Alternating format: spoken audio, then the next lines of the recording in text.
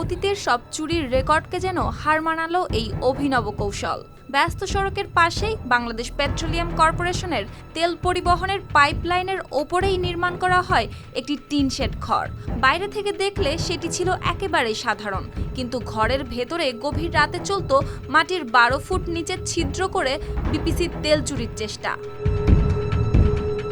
প্রায় 1.5 থেকে 2 মাস এভাবে চলার পর চট্টগ্রামের মিরেশ্বরাইয়ের এই চুরির ঘটনাটি প্রকাশ্যে আসে 8 জানুয়ারি বৃহস্পতিবার সকালে।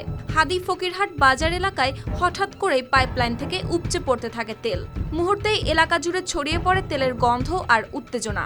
খবর পেয়ে ছুটে আসে পুলিশ, উপজেলা প্রশাসন এবং বাংলাদেশ পেট্রোলিয়াম কর্পোরেশন বিপিসির কর্তৃপক্ষ। দ্রুত বন্ধ করে দেয়া হয় তেল সরবরাহ। পেট্রোলিয়াম কর্পোরেশনের যে পাইপ এখানে গেছে আমাদের স্থানীয় লোকজন এটা জানে না, এটা জানে পেট্রোলিয়ামের লোকজন যারা এখানে কাজ করেছে, এই লাইন সম্পর্কে যারা অভিজ্ঞ তারা এটা জানে। আর এখানে পেট্রোলিয়ামের 26 জন নিরাপত্তা কর্মী আছে, তারা 8 ঘন্টা করে ডিউটি করে গত 1.5 মাস 2 মাস ধরে এখানে এই ঘর স্থাপন করে ঘরের ভিতর থেকে তেল চুরি করা হচ্ছে। পেট্রোলিয়াম কর্পোরেশনের লোকজন, সিকিউরিটি যারা নিরাপত্তার যারা দায়িত্বে আছে, যারা ব্যবস্থাপনার দায়িত্বে আছে, তারা কোনো এই জিনিসটা দেখলো না। তারা দেখে নাই এই কারণে যে লোক এখানে পেট্রোলিয়াম চুরি করেছে, তেল চুরি করেছে, এই লোক পেট্রোলিয়াম ডিপার্টমেন্টের হবে, আমরা এটাই সন্দেহ করছি। ভবিষ্যৎ হোক নিরাপদ, বিনিয়োগ হোক বিশ্বস্ত, আর আমার পছন্দ সল্ট বে। ওয়েলকাম টু সল্ট বে। তদন্তে উঠে আসে আরও চাঞ্চল্যকর তথ্য। প্রায় 1 মাস আগে স্থানীয় বাসিন্দা মোহাম্মদ আফসার ওই টিনশেড ঘরটি নির্মাণ করেন পাইপলাইনের ওপরে। পরে সেটি ভাড়া দেওয়া হয় আমিরুল ইসলাম নামের এক ব্যক্তির কাছে। ভাড়া নেওয়ার পর থেকেই ঘরের ভেতরে শুরু হয় মাটি খোঁড়ার কাজ।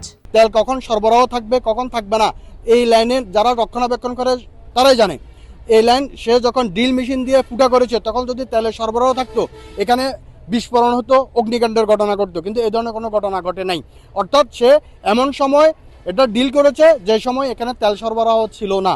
সে এটাকে প্রস্তুত করেছে তেল সরবরাহ না থাকা অবস্থায়, এবং এটার পরে থেকে যখনই তেল সরবরাহ হয় সে এখান থেকে তেল সংগ্রহ করে চোরাইভাবে তেল সংগ্রহ করে এটা বিক্রি করে। প্রথম দিকে গোপনে চললেও বৃহস্পতিবার সকালে ছিদ্রটি বড় হয়ে গেলে নিয়ন্ত্রণ হারায় পরিস্থিতি। তেল উপচে পড়তেই পালিয়ে যায় আমিরুল। এরপর পাইপলাইন থেকে বের হওয়া তেল আশপাশে ছড়িয়ে পড়লে উৎসুক জনতা বালতি, মগ, বোতল যা পায় তাই নিয়ে ছুটে আসে তেল সংগ্রহ করতে। পরে বিপিসির কর্মকর্তারা এসে সামাল দেন পরিস্থিতি। এটা সরকারি জায়গা, একোয়ারভুক্ত জায়গা। আমি জোর দাবি জানাবো আপনাদের মাধ্যমে, একোয়ারভুক্ত যে সকল জায়গা অবৈধভাবে এইভাবে দখল রেখেছে, এই দখলকৃত জায়গাগুলি প্রথমত উচ্ছেদ করার জন্য সরকারের কাছে আমার আবেদন। এই ঘটনার জন্য সুষ্ঠু একটা তদন্ত করে সুষ্ঠুভাবে এটার বিচার করার জন্য, যাতে করে আমাদের এলাকার নিরীহ কোনো মানুষ যেন এই ঘটনার সাথে সম্পৃক্ত না হয়। এই ঘটনায় নূরজাহান নামের এক নারীকে আটক করে জিজ্ঞাসাবাদ করছে পুলিশ। বিপিসির অভিযোগের ভিত্তিতে চলছে মামলা ও আইনগত ব্যবস্থা নেওয়ার প্রক্রিয়াও। News desk, RTV।